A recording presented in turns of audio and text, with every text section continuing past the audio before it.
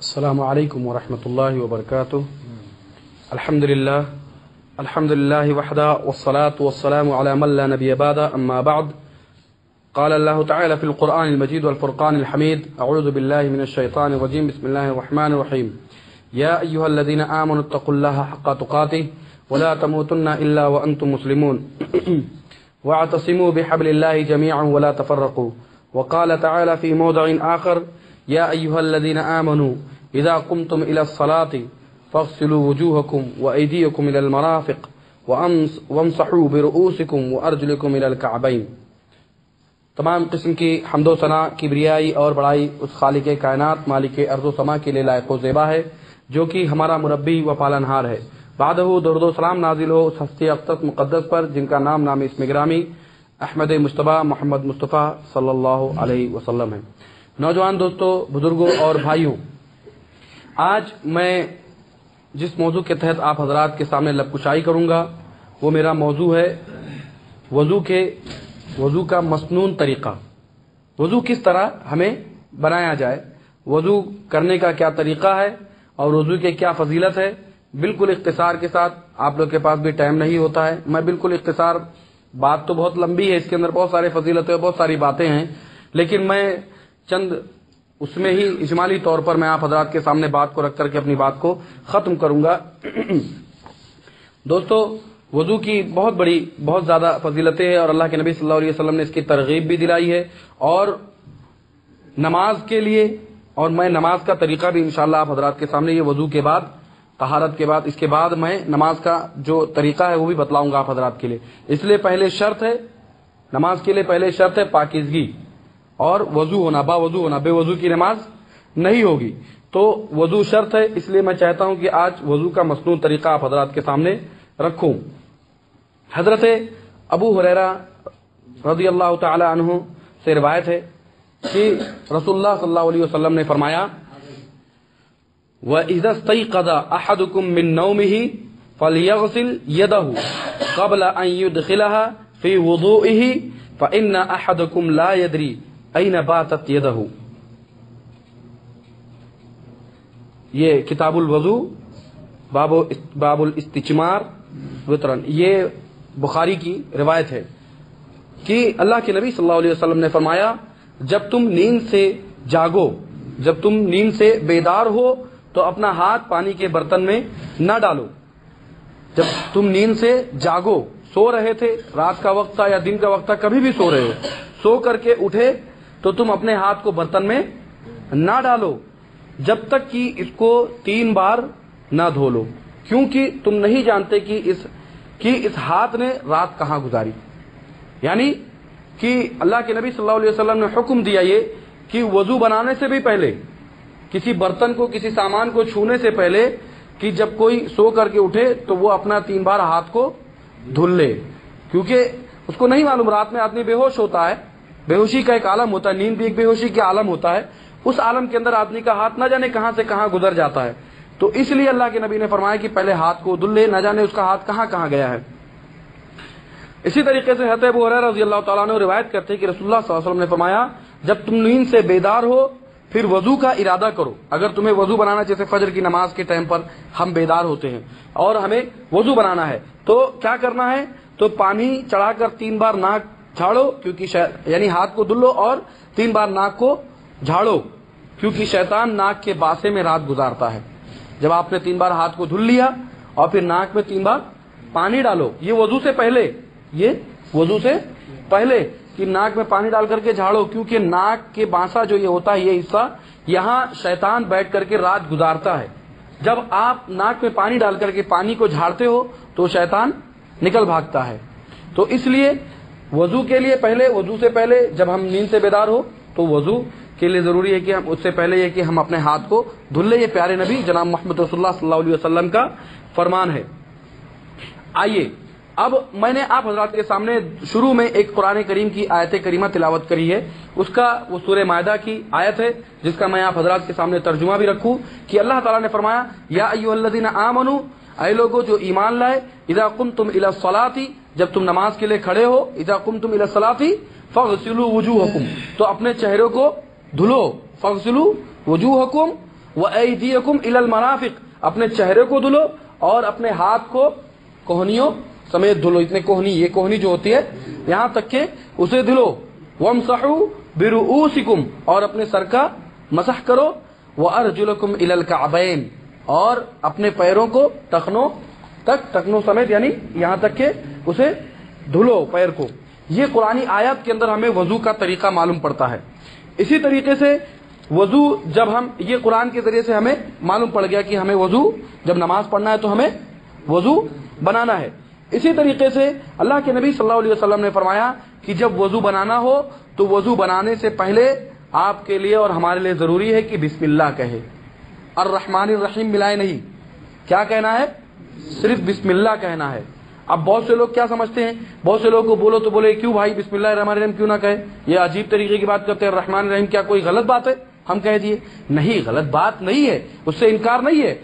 اصل مسئلہ یہ ہے کہ پیارے آقا علیہ الصلوۃ والسلام نے جس طریقے سے فرمایا، ان کا عمل جس طریقے سے رہا ہے، ہمیں انہوں نے جس طریقے سے تعلیم دی ہے اس طریقے سے چلنا ہے. بات سمجھ میں آئی کہ اللہ کے نبی کا طریقہ یہ تھا کہ اللہ کے نبی نے فرمایا بسم اللہ کہو، نہ کہ بسم اللہ الرحمن الرحیم کہا. وضو جب بنانا ہو تو سب سے پہلے بسم اللہ کہو. پھر اس کے بعد وضو کا طریقہ آئیے ہم شروع کرتے ہیں کہ بسم اللہ کہنے کے بعد ہم کیا کریں گے. پھر دونوں ہاتھوں کو اپنے یعنی ہتھیلیوں تک، یہ دونوں پہنچوں تک دھلا جائے گا 3 بار. دونوں ہاتھوں کو یا تو 2 بار بھی دھل سکتے ہیں یا تو 1 بار بھی دھل سکتے ہیں. 3 بار سے زیادہ نہیں کرنا چاہیے کیونکہ اس کی بعد پانی کا ضیاع ہے اور اس کے یہ سنت سے اعراض کرنے والی بات ہو جائے گی کہ سنت سے اعتراض. نبی صلی اللہ علیہ وسلم کا طریقہ یہ رہا ہے کہ 1 بار یا تو 2 بار یا تو زیادہ ہو گیا تو 3 بار. اب 3 بار جب ہم نے ہاتھ کو دھلنا ہے، ہاتھ کو دھلنے کے بعد دونوں ہاتھوں کو جب دھلا جائے گا تو انگلیوں میں خلال بھی کر لیں گے ہم.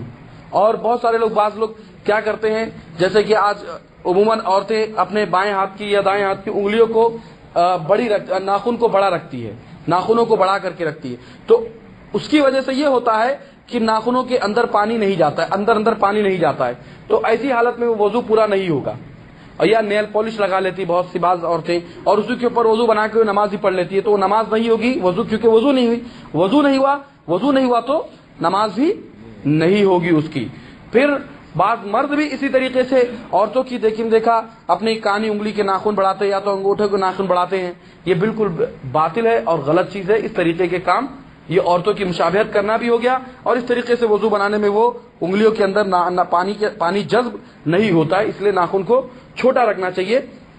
بہرحال دونوں ہاتھوں کو دھلنا ہے پہنچوں تک اور اس میں خلال کرنا انگلیوں کو. پھر دونوں ہاتھوں کو دھلنے کے بعد ایک چلو سے لے کر کے اللہ کے نبی صلی اللہ علیہ وسلم سے جو ثابت ہے وہ یہ ہے کہ ایک چلو میں یعنی داہنے ہاتھ میں لے کر کے آدھا کلی کرتے تھے، آدھا منہ کے اندر اور آدھا ایسا لیے اور آدھا منہ کے اندر اور آدھا ناک کے اندر ڈالتے تھے پانی. اس طریقے سے 1، 2 یا 3 بار کر سکتے ہو آپ، یعنی ڈالیں منہ میں اور ناک میں اور پھر بائیں ہاتھ کی انگلی سے یعنی یہ انگلی کے ذریعے سے ناک کو ایسے تھوڑا سا ہلا کر کے صاف ہم کر سکتے ہیں. جب ہم نے کلی کر لیا پھر اس کے بعد داہنے ہاتھ سے 1 بار 2 بار یا 3 بار ہم پورے چہرے کو مکمل چہرے کو دھلیں گے. پھر اس کے بعد کسی داڑھی ہوتی ہے، بعض لوگ کی تو داڑھی نہیں ہوتی ہے، داڑھی رکھتے نہیں ہے، داڑھی ہوتی نہیں رکھتے نہیں ہے، تو داڑھی کے اندر اللہ کے نبی صلی اللہ علیہ وسلم سے یہ ثابت ہے کہ وہ پانی لے کر کے داڑھی کے اندر خلال کرنا ہے نا. کچھ لوگوں کی داڑھی چھوٹی ہوتی ہے تو پوری داڑھی تو بھیگ جاتی ہے اور کچھ لوگوں کی داڑھی ذرا گھنی ہوتی ہے تو وہ نہیں بھیگ پاتی ہے، تو اس کے لیے اللہ کے نبی نے فرمایا کہ وہ خلال کر لے، پانی لے کر کے ایک چلو وہ خلال کر لے. اسی طریقے سے پھر جب ہم نے یہ کر لیا داڑھی کا بھی، چہرے کو دھلنے کے بعد ہم نے خلال داڑھی کے اندر کر لیا، پھر ہم داہنے ہاتھ کو کوہنیوں سمیت یہاں تک کے دھلیں گے. دائیں ہاتھ کو 3 بار، پھر بائیں ہاتھ کو 3 بار. بعض دفعہ ایسا بھی ہوتا ہے کہ بعض لوگ کیا کرتے ہیں یہاں اکثر و بیشتر کوہنی کے پاس ہاتھ سوکھے رہ جاتے ہیں اور وہ اسی طریقے سے آتے نماز پڑھ لیتے ہیں. تو چاہیے کہ ہم اچھے طریقے سے بالکل نظافت اور صفائی کے ساتھ اور بالکل اچھے طریقے سے ہم وضو بنائیں، دھیان کے ساتھ وضو بنائیں اور بھگائے پورے ہاتھ کو جتنا بتایا گیا ہے کوہنیوں سمیت اتنے ہاتھ کو, دونوں ہاتھوں کو دھلے. اگر سوکھا رہ گیا ہے اور اگر کسی نے بتا دیا کہ جناب آپ کا یہ ہاتھ دیکھو سوکھا ہے, یہاں وضو کا پانی نہیں گیا ہے, تب آپ کو اگر معلوم پڑ گیا تو آپ پھر سے جائیں گے اور وضو بنائیں گے.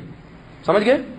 پھر جب آپ نے کوہنیوں کو دھل لیا, اب کوہنیوں کو دھلنے کے بعد اب آپ پورے سر کا پانی لیں گے ہلکا سا چلو سا, اور سر کا مسا کریں گے, شروع پیشانی سے لے کر کے, شروع سر سے لے کر کے اسٹارٹ کریں گے, اور پیچھے جو سر کی گدی جو ہوتی ہے یہاں تک کہ ہم اس طریقے سے اپنے ہاتھ کو, یہ جیسے ہاتھ میں پانی لیے اور یہاں تک کہ گدی ہے, یہاں تک کہ ہم ہاتھ کو لائیں گے اور پھر یہی ہاتھ کو ریٹرن لوٹائیں گے.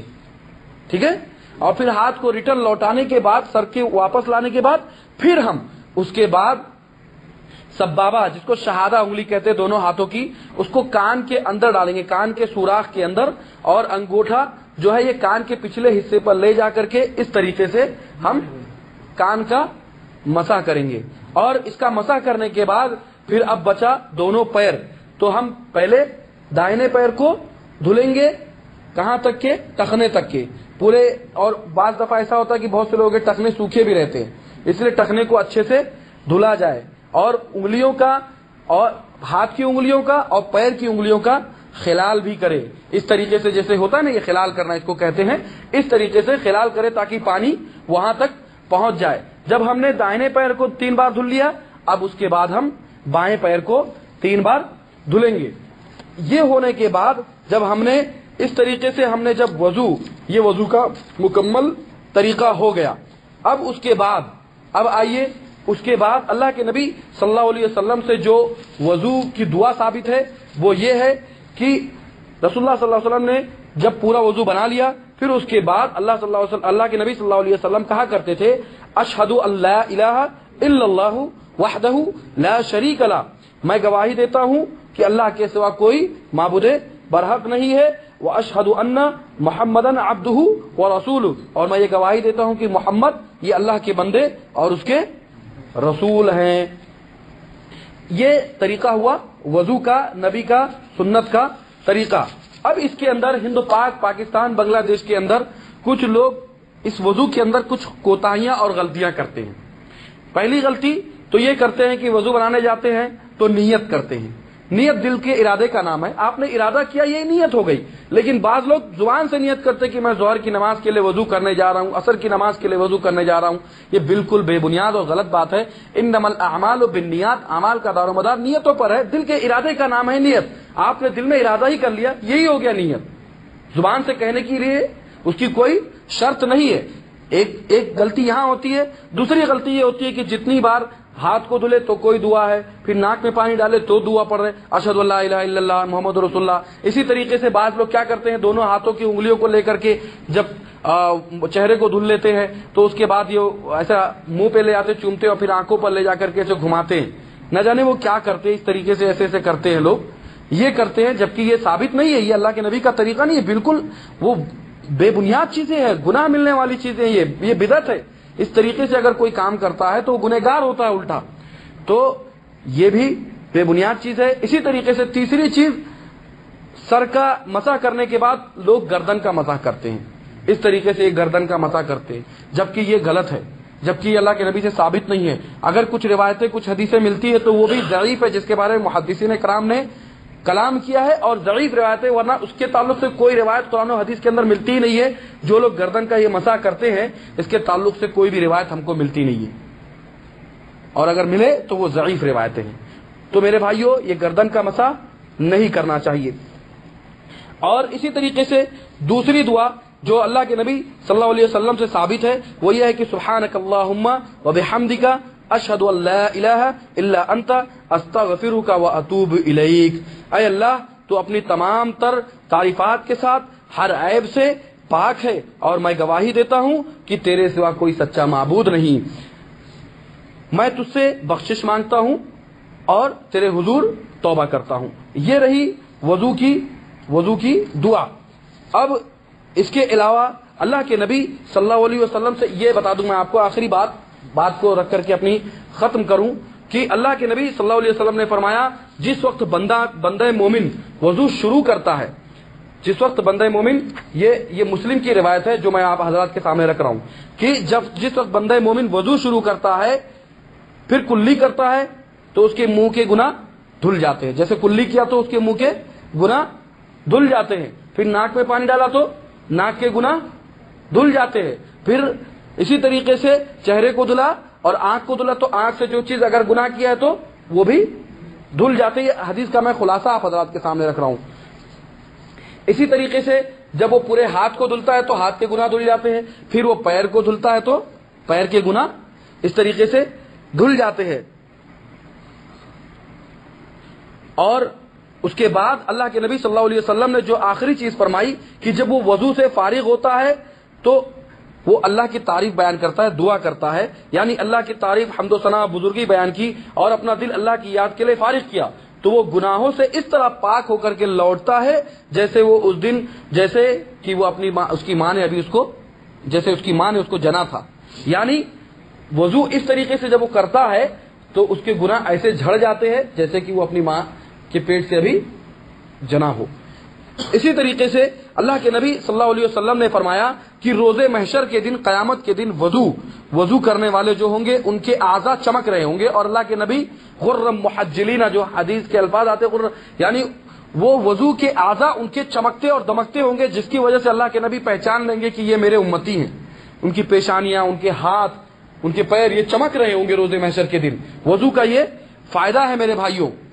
اسی طریقے سے حضرت عبداللہ ابن عمر سے روایت ہے کہ ہم رسول اللہ صلی اللہ علیہ وسلم کے ساتھ مکے سے مدینے کی طرف لوٹے، راستے میں ہمیں پانی ملا، ہم میں سے ایک جماعت نے نماز عصر کے لیے جلد بازی میں وضو کیا، پھر پیچھے سے ہم بھی پہنچ گئے، دیکھا کہ ان کی ایڑیاں خشک تھی، ایڑیاں یعنی یہ پیر کی جو ایڑیاں ہوتی ہے وہ خشک تھی، ان کو پانی نہیں پہنچا تھا۔ رسول اللہ صلی اللہ علیہ وسلم نے فرمایا خشک ایڑیوں کے لیے آگ سے خرابی ہے، بس وضو پورا کیا کرو، یعنی وہ جہنم میں جلائی جائے گی۔ اگر ایسا اتنی وعید آئی ہے تو چاہیے کہ ہم خشک نہ رکھیں بلکہ پورے طریقے سے، اچھے طریقے سے وضو کرے۔ رسول اللہ صلی اللہ علیہ وسلم وضو سے آدمی کے کیا ہوتے ہیں، اور یہ تو ہو گیا وضو اگر مکمل نہیں کیا تو اس کی سزا ہے، اور دوسری چیز وضو سے انسان کے کیا ہوتے ہیں، درجات بلند ہوتے ہیں۔ رسول اللہ صلی اللہ علیہ وسلم نے فرمایا وضو یہ آدھا ایمان ہے۔ اسی طریقے سے حضرت ابو ہریرہ رضی اللہ تعالیٰ عنہ سے روایت ہے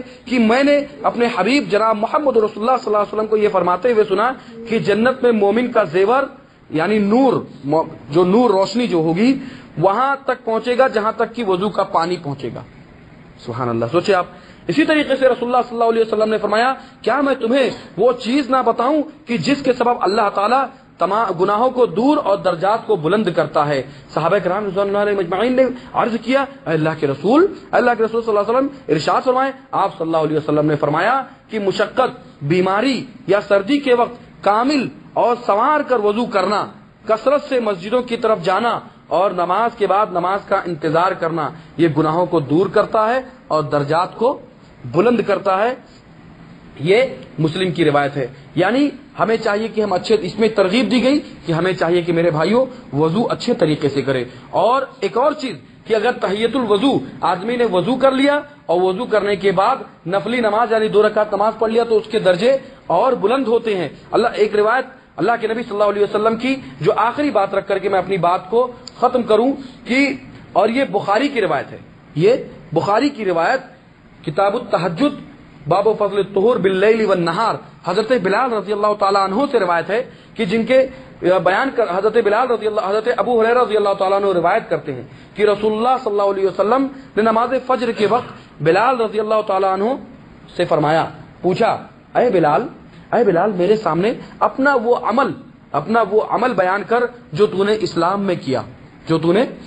میں کیا اور جس پر تجھے ثواب کی بہت زیادہ امید ہے، یعنی اسلام لانے کے بعد جو تو نے عمل کیا ہے اور ایسا عمل کی جس پر تجھے یہ گمان ہو، تو یہ سوچے کہ مجھے اس پر بہت زیادہ اجر ملے گا، ایسا کون سا عمل ہے تیرا؟ اللہ کے نبی صلی اللہ علیہ وسلم نے حضرت بلال رضی اللہ تعالیٰ عنہ سے پوچھا،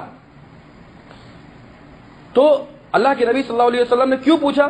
کیونکہ میں نے فرمایا کہ کیونکہ میں نے آگے جنت میں تیری جوتیوں کی آواز سنی ہے، یعنی جنت میں آگے آگے چلنے کی جوتیوں کی آواز سنی جنت میں۔ ایک تو جنت کی خوشخبری یہی مل گئی، دوسری چیز دیکھیں جنت میں آواز سنی تو بلال رضی اللہ تعالیٰ عنہ نے عرض کیا میرے نزدیک جس عمل پر مجھے ثواب کی بہت زیادہ امید ہے وہ یہ ہے کہ میں نے رات یا دن میں جب بھی وضو کیا، جب بھی وضو کے ساتھ جس قدر ہو سکے نفل کی نماز میرے مقدر میں تھی ضرور پڑھی، یعنی ہر وضو کے بعد میں نے نوافل ادا کیے، یعنی ناپاک ہوئے تو وضو کر لیے، جب بھی ناپاک ہوئے وضو کر لیے اور وضو کر کے تحیۃ المسجد یعنی تحیۃ الوضو 2 رکعت نماز پڑھ لی۔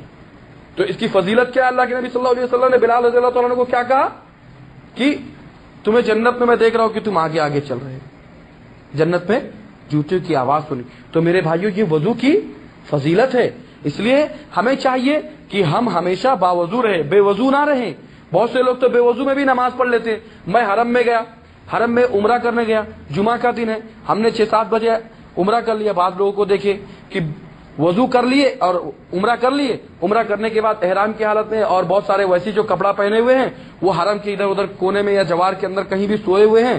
جمعہ کا ٹائم ہوا، بھیڑ بڑھ گئی، باہر نکل نہیں سکتے، نہ اندر آ سکتے ہیں، سوئے ہوئے ہیں، 2-3 گھنٹہ سوئے ہوئے۔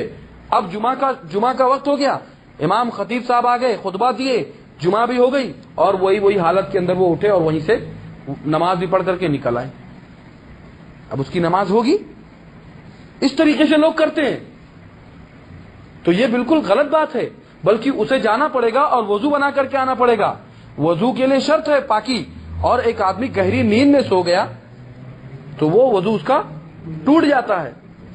تو میرے بھائیوں، یہ رہا وضو کی مختصر طور پہ مسنون طریقہ جو میں نے آپ حضرات کے سامنے قرآن و حدیث کی روشنی کے اندر قرآن کے ذریعے، قرآن کی دلیل کے ذریعے کہ وضو کی تعلیم دی گئی، اللہ تعالیٰ نے قرآن کے اندر دی۔ اسی طریقے سے جو اللہ کے نبی صلی اللہ علیہ وسلم کا مسنون طریقہ تھا وہ بھی میں نے آپ حضرات کے سامنے رکھا۔ اسی طریقے سے وضو کے اندر جو غلطیاں ہوتی ہے وہ بھی میں نے آپ حضرات کے سامنے رکھی۔ اسی طریقے سے وضو کی کیا فضیلت ہے یہ بھی میں نے آپ حضرات کے سامنے حضرت بلال رضی اللہ تعالیٰ عنہ کے بارے میں بتلایا کہ کیسے اللہ کے نبی صلی اللہ علیہ وسلم نے پوچھا کہ تیرے قدموں کی یعنی تیری جوتیوں کی آواز میں سن رہا ہوں۔ انہوں نے کیا کہا؟ اللہ کے نبی میں جب بھی ناپاک ہوتا ہوں یعنی وضو بناتا ہوں دن اور رات میں جب بھی۔ تو میرے بھائیوں، سوتے ہو جاگتے ہو ہمیشہ باوضو رہو، سوتے وقت بھی وضو بنا کر کے سویا کرو، تینوں قل پڑھ کر کے، آیت الکرسی پڑھ کر کے، اسی طریقے سے اللہ کی تسبیح و تحلیل کر کے۔ یہ نہیں کہ ٹی وی دیکھتے ہوئے ایسی پڑے سو گئے، نہ جانے صبح ہوئی کہ قبر کے اندر ہو رہی ہے صبح، ہے نا۔ اس لیے باوضو ہوتے ہوئے ہو سکے تو سورہ ملک کی تلاوت کرو۔ اسی طریقے سے 33 بار سبحان اللہ، 33 بار الحمدللہ، 34 بار اللہ اکبر پڑھ کر کے اپنے اوپر، اور تینوں قل پڑھ کر کے دم کرو۔ اللہ کے نبی صلی اللہ علیہ وسلم تینوں قل پڑھ کر کے دم کیا کرتے تھے، پورے جسم پر ہاتھ کو پھیرا کرتے تھے۔ تو میرے بھائیوں، یہ اپنا عمل بنا لو، اپنا یہ عمل بنا لو کہ رات میں جب بھی سو تو باوضو ہو کر کے سو، بے وضو مت سو، وضو بنا کر کے سو۔ تو وضو کی یہ فضیلتیں میں نے آپ حضرات کے سامنے رکھی۔ انشاءاللہ اگلے ہفتے اسی وضو کے تعلق سے اور مسح کے تعلق سے بھی بات آئے گی، طہارت کے تعلق سے اور نماز کے تعلق سے بھی انشاءاللہ اگلے ہفتے میں آپ حضرات کے سامنے بات رکھوں گا۔ اللہ رب العزت سے دعا گو ہوں کہ اللہ تعالیٰ ہمیں ان سنتوں کو سمجھنے اور ان پر عمل کرنے کی توفیق عطا فرمائے۔ اللہ رب العزت ہمیں غلط کاموں سے بچائے، غلط سنتوں، غلط لوگ بے راہ روی سے بچائے، اور اللہ تعالیٰ ہمیں نبی کریم صلی اللہ علیہ وسلم کے بتلائے ہوئے راستے پر صراط مستقیم پر چلائے۔ آمین رب العالمین۔ وصلی اللہ علی نبینا محمد وعلی آلہ وصحبہ اجمعین۔ والسلام علیکم ورحمۃ اللہ وبرکاتہ۔